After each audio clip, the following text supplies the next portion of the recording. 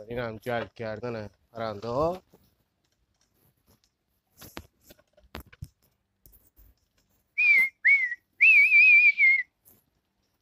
%90 جوجه های امسالن. گرمای 40 درجه خوزستان. بعضیشون جوجه خیلی کوچیکن.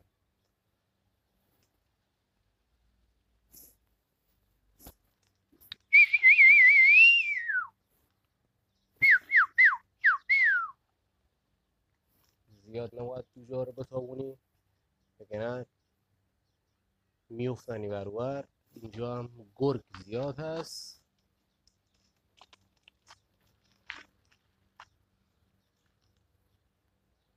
این اولوش 110 تا 115 تا هست.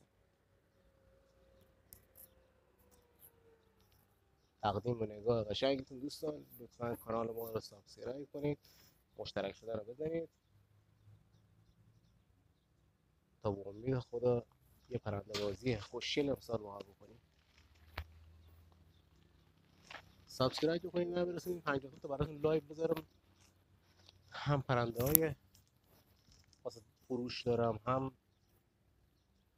عرض جویگیری درست و اصولی رو بهتون یاد میدم. چاشنی بازی ما خوزستانی ها رو هم بهتون نشون میدم که چجوری. حالا خودتون استادید.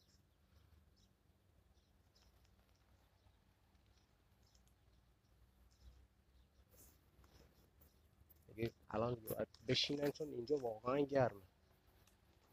بیا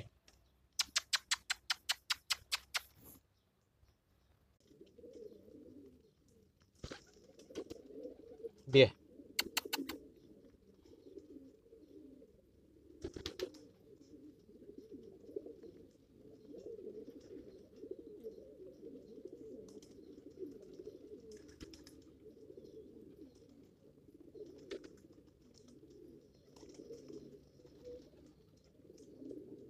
بهترین مولدم دوستان تو چند سال اخیر این سروره. حالا هر که نژاد این پرنده رو دونست مال کدوم شهر اصالتش، خدا شاهده او جوجه سینه زرد بالاه. جوجه 6-7 سری سینه زرد طلایی، پدر مادرش 6-7 تومن پولش، خدا شاهده. بهش جایزه میدم ولی اصالتش رو دقیق میگه مال کدوم شهره این پرنده. پرنده زیادم سن نداره، خیال نکنید خیلی سنش بالاه. چون از جوجه